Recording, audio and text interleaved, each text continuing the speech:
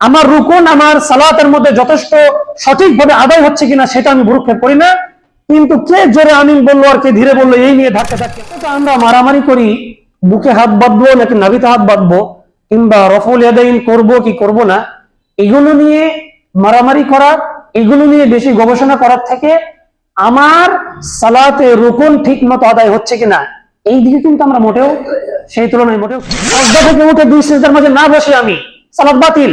একজন ব্যক্তির তাদিল আরকান হচ্ছে কিনা, আমি রুকু থেকে উঠে আবার সাজদায় চলে যাচ্ছি, তবে এটা হচ্ছে অধিকাংশ উলামায়ের বক্তব্য। পরবর্তীতে পুনরায় আদায় করতে হবে, এটা হচ্ছে রুকুন ছুটে যাওয়ার কাফারা।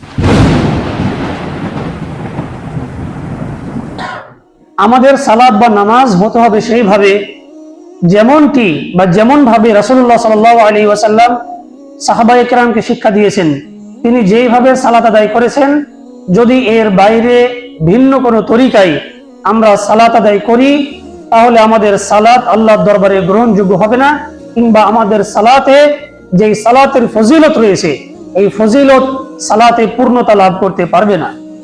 এজন্য অবশ্যই সালাতের নিয়ম নীতি বা রাসূলুল্লাহ সাল্লাল্লাহু আলাইহি ওয়াসাল্লাম সালাত যেইভাবে শিক্ষা দিয়েছেন সেইভাবে সালাত সম্পাদন করার জন্য অবশ্যই আমাদেরকে সজাগ ও সচেষ্ট থাকতে হবে। আল্লাহ সুবহানাহু ওয়া তাআলা আমাদের কবুল করুন, আল্লাহুম্মা আমিন। এরই ধারাবাহিকতায় আমরা আলোচনা করেছিলাম সালাতের রুকুন নিয়ে। রুকুন কিন্তু অত্যন্ত গুরুত্বপূর্ণ একটি বিষয়, যে রুকুন যদি ছুটে যায় অবশ্যই ব্যক্তির সালাত বাতিল হয়ে যাবে। এইখানে সাহু সাজদা দিয়েও সালাত শুদ্ধ করা সম্ভব নয়। কোন একজন ব্যক্তির যদি রুকু ছুটে যায়, 4 রাকাত বিশিষ্ট নামাজ কিংবা 2 রাকাত বা 3 রাকাত বা যেই কোনো রাকাতের সংখ্যা হোক না কেন, যদি কোনো রাকাতে রুকুন সমূহের মধ্যে কোনো একটি রুকুন ছুটে যায়, যেমন রুকু করা একটা রুকুন, মানে এটা ফরজ, আপনাকে করাই লাগবে, যদি আপনার ইচ্ছায় বা অনিচ্ছায় যদি রুকুন ছুটে যায় সেই সালাত বাতিল বলে গণ্য হবে। এটা হচ্ছে অধিকাংশ উলামায়ের বক্তব্য। তবে অনেক উলামায়ে কেরাম বলেছেন যে যেই সালাতে রুকুন ছুটবে, যদি আমার 4 রাকাত বিশিষ্ট সালাতে প্রথম রাকাতে কিংবা দ্বিতীয় রাকাতে বা যেই রাকাতে কোন রুকুন ছুটে যাবে, পরবর্তীতে শুধুমাত্র সেই রাকাত আমাকে সালাত আদায় করে নিতে হবে, এটাও বলা হয়ে থাকে। তো যাই হোক, সালাত পরবর্তীতে পুনরায় আদায় করতে হবে, এটা হচ্ছে রুকুন ছুটে যাওয়ার কাফারা। কিন্তু যদি ওয়াজিব ছুটে যায়, ওয়াজিব ছুটে গেলে সেই ক্ষেত্রে আমাদেরকে সাহু সাজদা দেওয়ার সুযোগ রয়েছে, তাহলে তার থেকে বেশি গুরুত্বপূর্ণ সালাতের যেগুলো ওয়াজিব আছে তার থেকে বেশি গুরুত্বপূর্ণ হচ্ছে সালাতের রুকুন। এই জন্য অবশ্যই রুকুনের প্রতি আমাদেরকে লক্ষ্য রাখতে হবে। যতটা আমরা মারামারি করি, বুকে হাত বাঁধবো নাকি নাভিতে হাত বাঁধবো, কিংবা রফুল ইয়াদাইন করবো কি করব না, এগুলো নিয়ে মারামারি করা, এগুলো নিয়ে বেশি গবেষণা করার থেকে আমার সালাতে রুকুন ঠিক মতো আদায় হচ্ছে কিনা এই দিকে কিন্তু আমরা মোটেও সেই তুলনায় মোটেও খেয়াল করি না। একজন ব্যক্তির তাদিল আরকান হচ্ছে কিনা, আমি রুকু থেকে উঠে আবার সাজদায় চলে যাচ্ছি, সালাত বাতিল। সাজদা থেকে উঠে 2 সিজদার মাঝে না বসে আমি সালাত বাতিল। তাহলে যেগুলো রুকুন, যেগুলো মূল, যেটা আবশ্যিক দায়িত্ব, সেই দিকে ভ্রুক্ষেপ না করে সামান্য যেগুলো মুস্তাহাব কিংবা সুন্নাত বিষয়, আমি সেটাকে ছোটখাটো করছি না, সেটাকে আমি খাটো করছি না, সেটাও গুরুত্বপূর্ণ। তবে তো সেটা ছুটে গেলে কোনো ব্যক্তি যদি সালাতে রফুল ইয়াদাইন না করে সেই ক্ষেত্রে তার সালাত বাতিল হয়ে যায় না। কোন ব্যক্তি যদি বুকে কিংবা বুকের নিচে হাত বাঁধে সেই ক্ষেত্রে তার সালাত বাতিল হয়ে যায় না, সালাত হয়ে যায়। কিন্তু যেই ব্যক্তির সালাতের মধ্যে সালাতের রুকুন ছুটে যায় সেই ব্যক্তি তো সালাতে বাতিল হয়ে যায়। সেই ক্ষেত্রে আমরা রুকুন নিয়ে চিন্তা করি না, আমার রুকুন আমার সালাতের মধ্যে যথেষ্ট সঠিকভাবে আদায় হচ্ছে কিনা সেটা আমি ভ্রুক্ষেপ করি না, কিন্তু কে জোরে আমিন বললো আর কে ধীরে বললো এই নিয়ে ধাক্কা ধাক্কি আমাদের আছে, এটা উচিত নয় ভাই। এই জন্য রুকুনের প্রতি আমাদেরকে লক্ষ্য রাখতে হবে। আমরা প্রথম রুকুন যে তাকবীরে তাহরিমা এবং দ্বিতীয় রুকুন, এরপরে প্রতি সূরায় প্রতি রাকাতে সূরা ফাতিহা তেলাওয়াত করা, এই জাতীয় রুকুনগুলো নিয়ে আমরা আলোচনা করেছিলাম। প্রথম যে রুকুন সেটা ছিল সক্ষম ব্যক্তির জন্য দাঁড়িয়ে সালাত আদায় করা, বসে সালাত আদায় করা জায়েজ নেই। যারা সক্ষম, ফরজ সালাত অবশ্যই তাকে দাঁড়িয়ে আদায় করতে হবে। তবে সক্ষম ব্যক্তির জন্য নফল সালাত বসে আদায় করা জায়েজ আছে। যাই হোক, এরপরে 4 নাম্বার ও 5 নাম্বার রুকুন কি, এগুলো আমরা জানবো। প্রথম রুকুনটা হলো কি, সক্ষম ব্যক্তির জন্য ফরজ সালাত দাঁড়িয়ে আদায় করা। 2 নাম্বার রুকুন কি, তাকবীরে তাহরিমা দেওয়া। 3 নাম্বার রুকুন কি, প্রতি রাকাতে ইমাম মুক্তাদি সকলকে সূরা আল ফাতিহা তেলাওয়াত করা। সূরা ফাতিহা যদি কেউ তেলাওয়াত না করে তাহলে তার রুকুন ছুটে যায়, যার ফলে তার সালাত আল্লাহর দরবারে গ্রহণযোগ্য হয় না। এরপরে 4 ও 5 নাম্বার রুকুন হচ্ছে যে আর রুকু ওয়াত্তুমানিনা ফি, রুকু করা এবং রুকু থেকে সেখানে ধীর স্থির ভাবে রুকু করা এবং রুকু থেকে দাঁড়িয়ে থাকা স্থির ভাবে। এই জন্য রাসূলুল্লাহ সাল্লাল্লাহু আলাইহি ওয়াসাল্লাম বলছেন, একটা আয়াত রয়েছে সূরা আল হজ আয়াত নম্বর 77, আল্লাহ সুবহানাহু ওয়া তাআলা বলছেন, ইয়া আইয়ুহাল্লাযীনা আমানু ইরকাউ, হে ঈমানদারগণ তোমরা রুকু করো, আল্লাহর দরবারে আল্লাহকে সম্মান জানানোর জন্য, তার ইবাদত পালনের স্বার্থে, তার সামনে বিনম্র চিত্তে শান্তভাবে ভদ্রভাবে রুকু করো, তাড়াহুড়ো করবে না। ওয়াসজুদু, সুন্দরভাবে সাজদা সম্পন্ন করো। রাসূলুল্লাহর হাদিস রয়েছে সহিহুল বুখারী হাদিস নাম্বার 757, তিনি বলছেন যে সুম্মারকা হাত্তা তাতমাইন্না রাকিআ, এরপর রুকু করতেন হাত্তা তাতমাইন্না রাকিআ, তার রুকু হতো একদম ধীর স্থির ভাবে, তাড়াহুড়ো করে নয়। এই জন্য আপনার রুকুর যে তাসবিহ, সেই তাসবিহ তো আপনি পাঠ করবেন, পাশাপাশি ধীর স্থির ভাবে রুকু করবেন, যাতে আপনার মেরুদণ্ডের হাড়টা সোজা হয়ে যায় রুকু অবস্থায়। আমি সামান্য গেলাম আর দাঁড়িয়ে গেলাম, এইভাবে যদি রুকু করি তবে আমার রুকু কিন্তু কবুল হবে না, যার ফলে রুকুন ছুটে যাবে, আর রুকুন ছুটে গেলে আমার সালাত বাতিল হয়ে যাবে। এই জন্য অবশ্যই সালাতে তা'দিল আরকান, ধীর স্থিরতা অবশ্যই বজায় রাখতে হবে। এই জন্য রাসূলুল্লাহ সাল্লাল্লাহু আলাইহি ওয়াসাল্লাম বলছেন, লা তুজজিউ সালাত, সালাত কখনো জায়েজ হয় না, সালাত পরিপূর্ণতা লাভ করতে পারে না। লা ইউকিমুর রাজুলু ফিহা সুলবা, যেই ব্যক্তির সালাতে রুকুতে তার পিঠ সোজা হয় না, মেরুদণ্ডের হাড় সোজা হয় না, কোন মতে রুকু করে আবার দাঁড়িয়ে যায়, এই ব্যক্তির সালাত পরিপূর্ণতা আসে না সেখানে।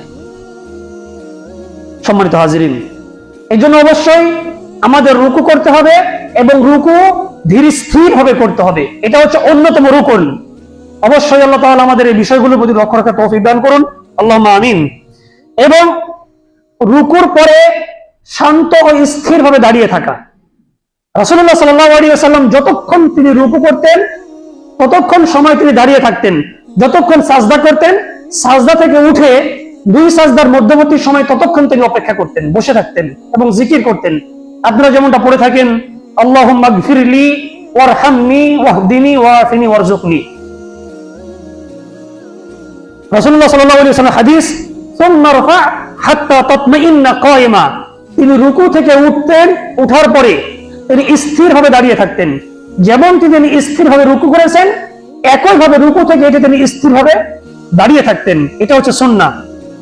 অন্য হাদিসে রয়েছে, ফাইযা রাফা রাসা, যখন রাসূলুল্লাহ সাল্লাল্লাহু আলাইহি ওয়াসাল্লাম তার মাথা উঠাতেন রুকু থেকে, ইস্তাওয়া, তিনি সোজা হয়ে দাঁড়াতেন, হাত্তা ইয়াউদা কুল্লা ফাকারিন মাকানা, এমন ভাবে তিনি দাঁড়াতেন যাতে করে তার দেহের প্রত্যেকটি জোড়া আপন আপন স্ব স্থানে ফিরে যায়। কিন্তু আমরা তেমনটা করি না।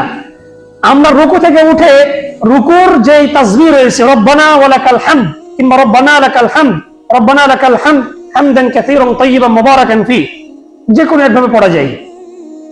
অনেকে তাসবিহ পাঠ করি না, তাহলে আমাকে রুকু থেকে উঠে তাসবিহ পাঠ করার পাশাপাশি আমাকে ওই সময় পর্যন্ত দাঁড়াতে হবে যাতে করে আমার মেরুদণ্ডের হাড় কিংবা আমার দেহের জোড়াগুলো আপন আপন স্ব জায়গায় ফিরে চলে যায়। এটা হচ্ছে সুন্নাহ এবং এটা হচ্ছে অন্যতম রুকুন। যদি আমি রুকু থেকে উঠে সোজা হয়ে না দাঁড়িয়ে সিজদায় চলে যাই, আমরা তো অনেকেই এমনটা করি, রুকুর তাসবিহ পড়ে রুকু থেকে উঠে সামি আল্লাহু লিমান হামিদা বলেই সোজা সাজদায়, আমার দাঁড়ানোই পূর্ণতা লাভ করে না, এই ব্যক্তির সালাত বাতিল হয়ে যাবে। সহিহুল বুখারী হাদিস নাম্বার 728। সম্মানিত হাজিরিন, এরপরে 8 ও 9 নম্বর রুকুন হচ্ছে সেজদা ও তাতে ধীরস্থিরতা বজায় রাখা। একই হাদিস, রাসূলুল্লাহ সাল্লাল্লাহু আলাইহি ওয়াসাল্লামের হাদিস, সুম্মাসজুদ হাত্তা তাতমাইন্না সাজিদা, তুমি সাজদা করো এমন ভাবে ধীরস্থির ভাবে তুমি সাজদা করো। এজন্য হাদিস রয়েছে, লা সালাতা লিমান লা ইউসিবু আনফু, ওই ব্যক্তির সালাত শুদ্ধ হয় না যেই ব্যক্তির সালাতে সাজদায় তার নাক মাটিতে স্পর্শ করে না। মা ইউসিবুল জাবিন, যেমন ভাবে কপাল আমার মাটিতে থেকে যায়, তাহলে সাজদা দিতে গিয়ে অবশ্যই কপাল যেমন আমার এই জমিনে ঠেকছে, একই ভাবে কপালের পাশাপাশি অবশ্যই প্রত্যেক সাজদাকারীর জন্য তার নাক মাটিতে ঠেকতে হবে। যদি সাজদার সময় এই নাক মাটিতে না থেকে, তাহলে সেই ব্যক্তির সাজদা পরিপূর্ণতা লাভ করবে না, সাজদা হবে না। এই জন্য রাসূলুল্লাহ সাল্লাল্লাহু আলাইহি ওয়াসাল্লামের একটি বিখ্যাত হাদিস রয়েছে, সহিহ বুখারী হাদিস নাম্বার 6644, তিনি বলছেন, আতিম্মুর রুকু ওয়াস সুজুদ, তোমরা রুকু এবং সাজদা খুব ভালোভাবে আদায় করো, পূর্ণ করো। তিনি পরিপূর্ণভাবে রুকু সাজদা আদায় করতে বলেছেন। এখানে পরিপূর্ণতার উদ্দেশ্য এমন নয় যে আপনাকে 5 বার 7 বার 9 বার বা এর থেকে অধিক সংখ্যায় তাসবিহ আদায় করতে হবে, বিষয়টি এমনটি নয়। আপনি ন্যূনতম 3 বার তাসবিহ আদায় করেন, কিন্তু 3 বার তাসবিহ আদায় করলেও যাতে করে আপনার রুকু এবং সাজদা পরিপূর্ণভাবে হয়, ধীর স্থির হয়। এই জন্য তিনি বলছেন, ফাওয়াল্লাযী নাফসি বিয়াদি, ওই সত্তার কসম যার হাতে আমার প্রাণ রয়েছে, তথা আল্লাহর কসম করে আমি বলি যে, ইন্নী লাআরাকুম মিন বাদি যহরি, আমি আমার পেছনের মুসল্লিদের অবস্থা সম্পর্কে আমি জানতে পারি। আমি সামনে যদিও সালাত আদায় করাই, তবুও আমি উপলব্ধি করতে পারি এবং বুঝতে পারি আমার পেছনের মুসল্লিরা কিভাবে সালাত আদায় করে। ইযা মা রাকাআতুম ওয়া ইযা মা সাজাদতুম, এমনকি তোমরা কিভাবে রুকু করছো এবং কিভাবে সাজদা সম্পন্ন করছো, এটা আমি লক্ষ্য করি। সুতরাং তোমরা অবশ্যই সুন্দরভাবে রুকু ও সাজদা পরিপূর্ণরূপে আদায় করবে। যদি তোমাদের রুকু ও সাজদায় পরিপূর্ণতা না আসে, তবে সেই রুকু সাজদা আল্লাহর দরবারে গৃহীত হবে না। এই জন্য হাদিস রয়েছে সহিহ মুসলিম হাদিস নাম্বার 490, তিনি বলছেন, উমিরতু আন আসজুদা আলা সাবআতি আযম, আমি রাসূল আল্লাহর পক্ষ থেকে সাজদার সময় 7টি অঙ্গের মাধ্যমে সাজদা করার জন্য আদিষ্ট হয়েছি। তথা সাজদা করতে একজন ব্যক্তি অবশ্যই 7টি অঙ্গ প্রত্যঙ্গর সেখানে স্থান পেতে হবে। তিনি বলছেন, আলাল জাবহা, 1 নম্বর কপাল, 2 নম্বর ওয়া আশারা বিয়াদিহি আলা আনফি, 2 নম্বর তিনি ইশারা করলেন হাত দিয়ে যে নাকের দিকে, মানে নাক। তাহলে 1 নম্বর কপাল, 2 নম্বর নসিকা বা নাক, 3 নম্বর ওয়াল ইয়াদাইন, 2 হাত, এখানে দুটি চলে আসছে, মানে 4 হলো, এবং ওয়ার রুকবাতাইন, 2 হাঁটু, 6 হলো, এবং ওয়া আতরাফিল কদামাইন, 2 পায়ের আঙ্গুল সমূহ। এই 7টি অঙ্গ প্রত্যঙ্গের মাধ্যমে সাজদা সম্পন্ন করতে হয়। এখন অনেকে আমরা সাজদা করার সময় পা তুলে রাখি, জমিনে ঠেকে না, এমনটা ঠিক না। সাজদা করার সময় আমাদের পা গুলো এভাবে থাকবে, মানে কিবলামুখী ভাবে। আঙ্গুলগুলো অনেকেই স্বাভাবিকভাবে ফেলে রাখি, অনেকে এভাবে খাড়া রাখি। জি না, আপনাকে এইভাবে রাখতে, মানে খাড়া, কিন্তু আঙ্গুলগুলো কিবলামুখীর দিকে যাবে। তো এইভাবে আমাদেরকে লক্ষ্য করতে হবে যে আমাদের 2 হাত 2 হাঁটু, বিশেষ করে আমাদের 2 হাত ও 2 হাঁটু তো লাগেই, কপাল তো থাকেই স্বাভাবিকভাবে, কিন্তু আমাদের পা গুলো যাতে একসাথে থাকে, জোড়া লাগা থাকবে এইভাবে। পাশাপাশি আমাদের নাক যেন মাটিতে থাকে। এইভাবে 7টি অঙ্গ প্রত্যঙ্গের মাধ্যমে রাসূলুল্লাহ সাল্লাল্লাহু আলাইহি ওয়াসাল্লাম তিনি সাজদা করেছেন। এই জন্য অবশ্যই আমাদের সাজদার সময় এই বিষয়গুলোর প্রতি লক্ষ্য রাখতে হবে। এরপরে 10 ও 11 নম্বর রুকুন হচ্ছে যে 2 সাজদার মাঝে বসা এবং সেখানে ধীরে স্থির ভাবে বসে থাকা। রাসূলুল্লাহ সাল্লাল্লাহু আলাইহি ওয়াসাল্লাম বলছেন যে, সুম্মাসজুদ হাত্তা তাতমাইন্না সাজিদা সুম্মা রফা হাত্তা তাতমাইন্না জালিসা, তুমি ধীরে স্থির ভাবে সাজদা করো এবং সুম্মা রফা, সাজদা থেকে উঠে হাত্তা তাতমাইন্না জালিসা, স্থির ভাবে বসে থাকো। তাহলে স্থির ভাবে বসে থাকতে বলা হয়েছে। এবং অন্যান্য হাদিসে রয়েছে এই সময়ে রাসূলুল্লাহ সাল্লাল্লাহু আলাইহি ওয়াসাল্লাম বিভিন্ন তাসবিহ তাহলিল পাঠ করতেন। রব্বি ফিরলি ওয়াহদিনি ওয়াজবুরনি রব্বিগফিরলি ওয়ারহামনি ওয়াহদিনি ওয়াআফিনি ওয়ারযুকনি, এইভাবে তাসবিহ তাহলিল গুলো পাঠ করা যায়। একইভাবে রুকুর পরে দাঁড়িয়ে এর তাসবিহ 4 ভাবে পাঠ করা যায়। সংক্ষেপে আমরা বলতে পারি রব্বানা লাকাল হামদ, এটা একটা সিস্টেম। আরেকটা পদ্ধতি আছে রব্বানা ওয়ালাকাল হামদ, যোগ করে। আরেকটা আছে আল্লাহুম্মা রব্বানা লাকাল হামদ বা আল্লাহুম্মা রব্বানা ওয়ালাকাল হামদ। এরপরে আবার এটা যোগ করা যায় রব্বানা লাকাল হামদ কিংবা আল্লাহুম্মা রব্বানা ওয়ালাকাল হামদ হামদান কাসীরান তাইয়িবান মুবারাকান ফি, এটুকু যোগ করা যায়। এই 4 ভাবের কোনো এক ভাবে পড়লে তার তাসবিহগুলো আদায় হয়ে যাবে। সম্মানিত হাজিরিন, এরপরে 12 ও 13 নম্বর রুকুন হচ্ছে যে শেষ তাশাহুদ। 4 রাকাত বিশিষ্ট সালাত কিংবা 3 রাকাত বিশিষ্ট সালাতে বৈঠক হয় কয়টা? 2টা বৈঠক হয়। তো প্রথম বৈঠক আদায় করা এটা হচ্ছে ওয়াজিব। মানে প্রথম বৈঠক যদি কারো ছুটে যায় সেই ক্ষেত্রে সে ব্যক্তি পরবর্তীতে 2টি সাহু সাজদা দিয়ে তার সালাতকে সঠিকভাবে আদায় করে নেবে। সাহু সাজদা দিলে তার ওয়াজিব পরিপূর্ণ হয়ে যাবে। কিন্তু যদি কারো শেষ বৈঠক ছুটে যায়, শেষ বৈঠকে না বসে তাশাহুদ না পড়ে সালাম ফিরিয়ে দেয়, তাহলে এই ব্যক্তির সালাত কি হয়ে যাবে? বাতিল হয়ে যাবে। কেননা শেষ বৈঠক হচ্ছে একটা রুকন, এই জন্য রুকন বাদ হয়ে গেলে সালাত বাতিল হয়ে যায়। এই জন্য অবশ্যই শেষ বৈঠকে আমাদের তাশাহুদের পাশাপাশি আমাদেরকে সেখানে বৈঠক সমাপ্ত করতে হবে। সম্মানিত হাজিরিন, এখানে একটা গুরুত্বপূর্ণ বিষয় বলে রাখি আমি, যে তাশাহুদের যে সমস্ত শব্দগুলি রয়েছে, মানে আত্তাহিয়াতু লিল্লাহি ওয়াস সালাওয়াত, এই যে তাশাহুদের দোয়া, এই দোয়া প্রায় 10 ভাবে পড়া যায়। বিভিন্ন রিওয়ায়াতে বিভিন্ন ভাবে রয়েছে। যেমন আমরা পড়ি যে আত্তাহিয়াতু লিল্লাহি ওয়াস সালাওয়াতু ওয়াত তাইয়্যিবাত, আসসালামু আলাইকা আইয়ুহান নবী ওয়া রাহমাতুল্লাহি ওয়া বারাকাতুহু, আসসালামু আলাইনা ওয়া আলা ইবাদিল্লাহিস সালিহিন, আশহাদু আল্লা ইলাহা ইল্লাল্লাহু ওয়া আশহাদু আন্না মুহাম্মাদান আবদুহু ওয়া রাসূলুহু, এই পর্যন্ত আমরা পড়ি। কেউ যদি শুধুমাত্র এটুকু পড়ে আসসালামু আলাইকা আইয়ুহান নবী ওয়া রাহমাতুল্লাহি ওয়া বারাকাতুহু, তবুও তার তাশাহুদ হয়ে যাবে। কেউ যদি পড়ে আসসালামু আলান নবী, তবুও তার তাশাহুদ হয়ে যাবে। এইভাবে বিভিন্ন রিওয়ায়াত রয়েছে, যে যেভাবে পড়তে পারেন সে সেভাবে পড়বেন, এতে কোনো আপত্তি নেই। ঠিক একইভাবে এই তাশাহুদ পাঠ করা এবং এইখানে বৈঠকে একজন সালাত আদায়কারী অবশ্যই বৈঠকে বসবেন এবং অন্য দোয়াগুলো পাঠ করবেন। তো এই বৈঠক শেষ করা বা বৈঠক সমাপ্ত করা এটা হচ্ছে সালাতের অন্যতম একটি রুকন। এরপরে সর্বশেষ সালাতের রুকন হচ্ছে আত-তাসলিম, সালাম ফেরানো। এই সালাম যখন ফেরানো হয়ে যাবে বৈঠকের পর, আমি সমস্ত রুকন আদায় করে মুক্ত হলাম, আল্লাহর দরবারে আমার সালাত গৃহীত হয়ে যাবে।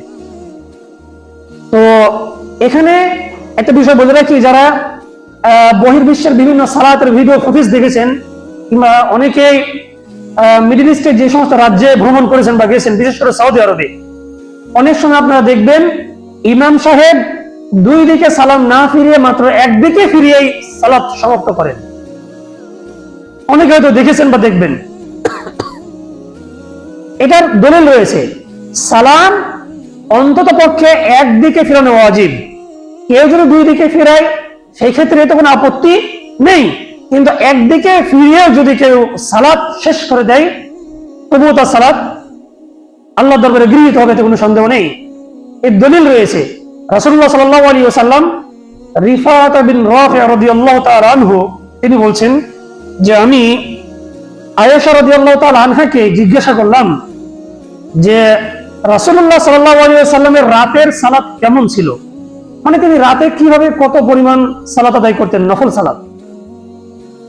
তো আয়েশা রাদিয়াল্লাহু তাআলা হাদিসে রয়েছে যে ফালা ইয়াকুদ ফি শাইইন মিনহুন্না ইল্লা ফি ফামিনা, সেখানে আয়েশা রাদিয়াল্লাহু তাআলা আনহা উত্তর দিচ্ছেন যে রাসূলুল্লাহ সাল্লাল্লাহু আলাইহি ওয়াসাল্লাম যখন এই তাহাজ্জুদের সালাত শেষে বেতেরের সালাত আদায় করতেন, তখন তিনি বর্ণনায় বলছেন 8ম রাকাতে বসতেন। এখানে একটা কথা বলে রাখি, বেতের সালাত কিন্তু 1 থেকে নিয়ে 3 রাকাত, 5 রাকাত, 7 রাকাত, 9 রাকাত, 11 রাকাত এইভাবে পড়া যায়।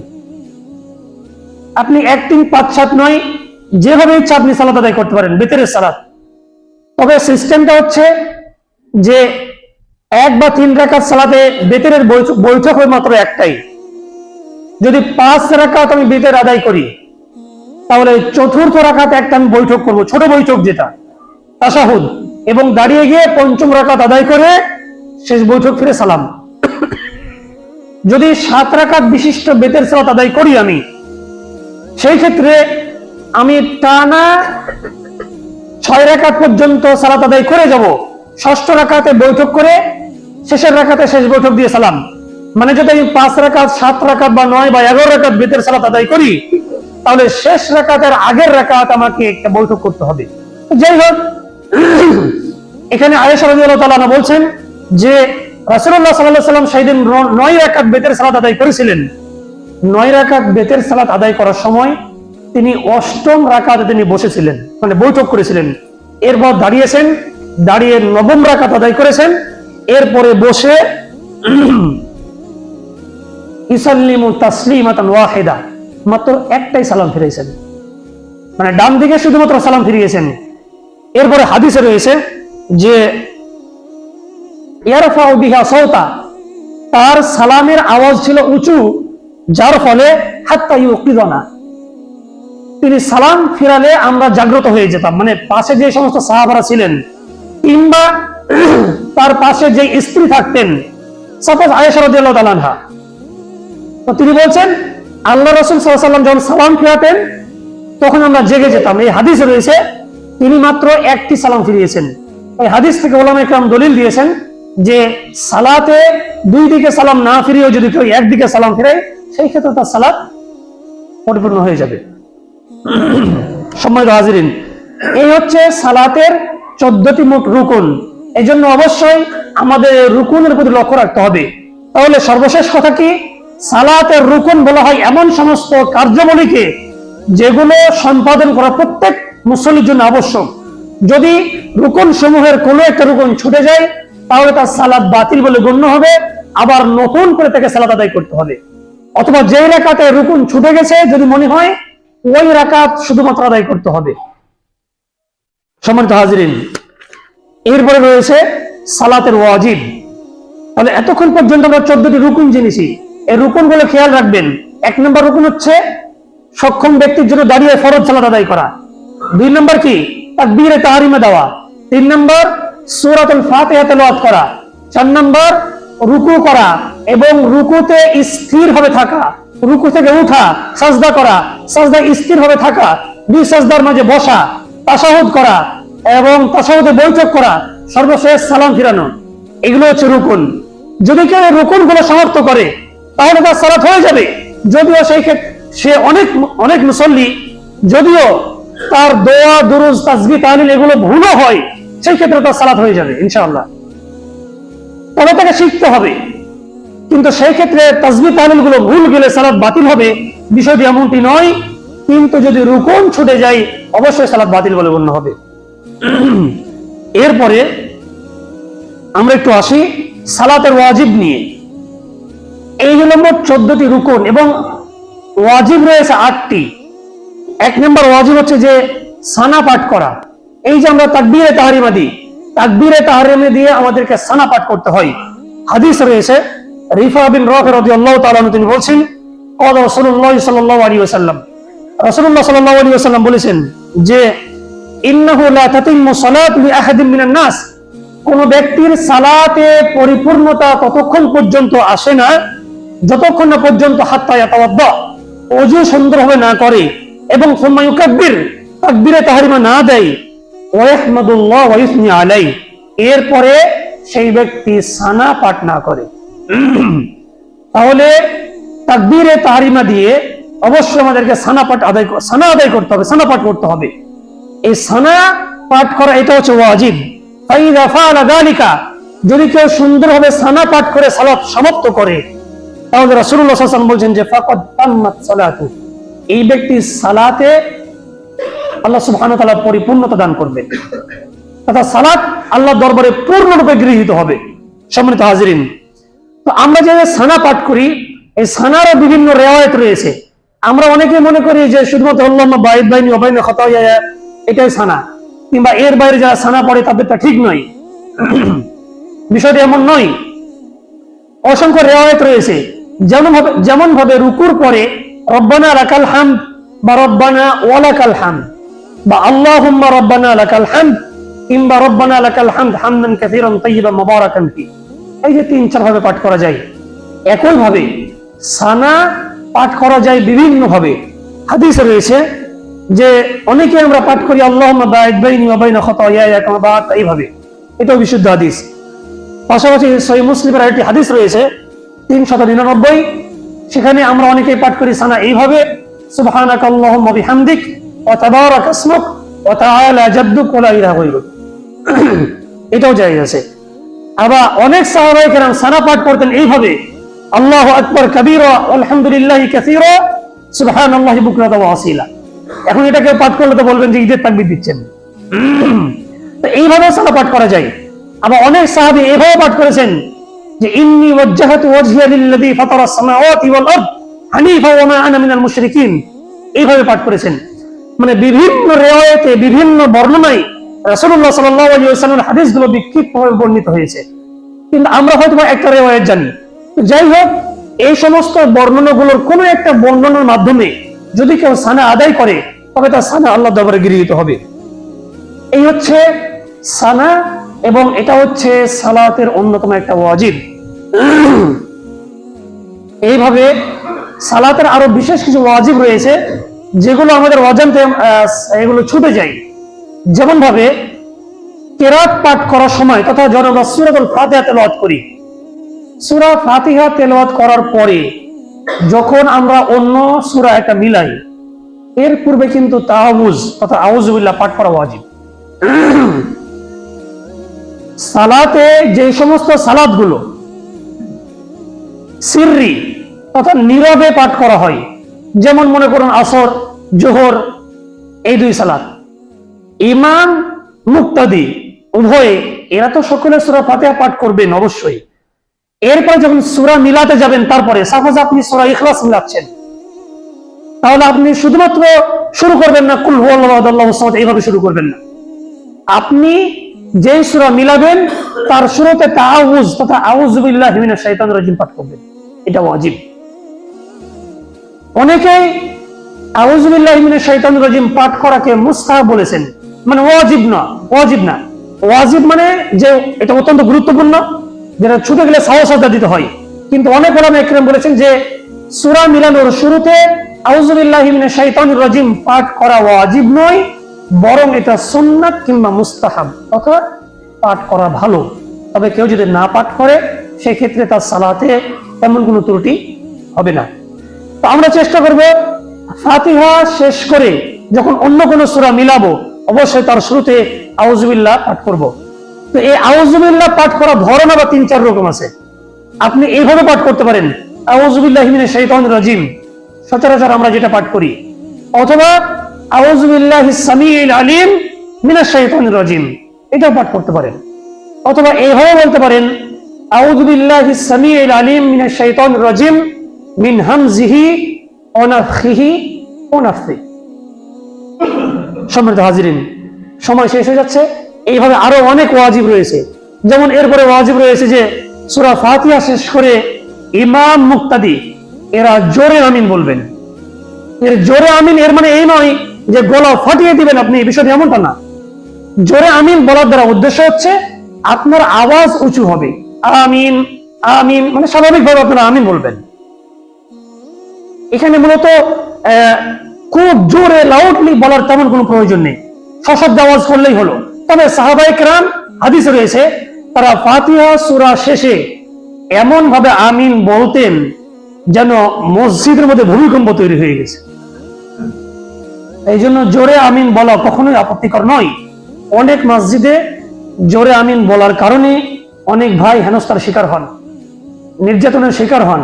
হানাফি মসজিদগুলো যদি কেউ আমিন বলে ফেলে তাহলে তার বিপদ আছে। কিন্তু এই জন্য একটা বিষয় খেয়াল রাখতে হবে, বলে রাখি, যদি কেউ মানে হাদিস রয়েছে যে তার আওয়াজ উঁচু হয়ে যেত যখন রাসূলুল্লাহ সাল্লাল্লাহু আলাইহি ওয়াসাল্লাম আমিন বলতেন, এই আমিন বলার আওয়াজ কি ছিল? মাদ্দা বিহা সাওতা, আওয়াজ উঁচু ছিল, রফা সাওতা, আওয়াজ উঁচু হয়ে যেত। আর একটা দুর্বল সুরতে রয়েছে খাফাদা বিহা সাওতা, তার আওয়াজটা হতো নিচু, মানে মনে মনে। তো অনেক ওলামায়ে কেরাম বলেছেন যে আমিন এটা হচ্ছে দোয়া। আমিন মানে আল্লাহ তুমি আমার দোয়াগুলো কবুল করে নাও। তো দোয়া তো হয় নীরবে, মানে মনে মনে। সেই ক্ষেত্রে যেহেতু এটাও দোয়া, তাই আমরা নীরবে বলবো।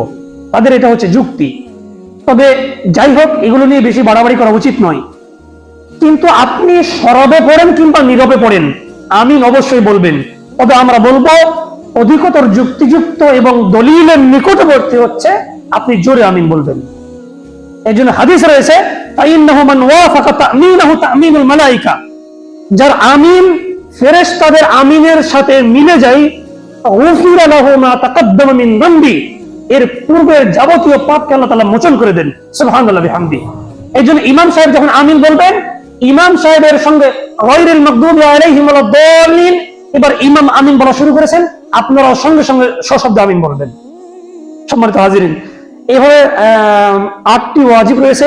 আমরা ধারাবাহিকভাবে সালাতের রুকন, ওয়াজিব এবং সালাতের সুন্নাত এবং কোন কাজগুলো সালাতের মধ্যে করা বৈধ এবং কোনটা বৈধ না, বিভিন্ন বিষয়ে আমরা ধারাবাহিকভাবে আলোচনা করার চেষ্টা করব ইনশাআল্লাহ।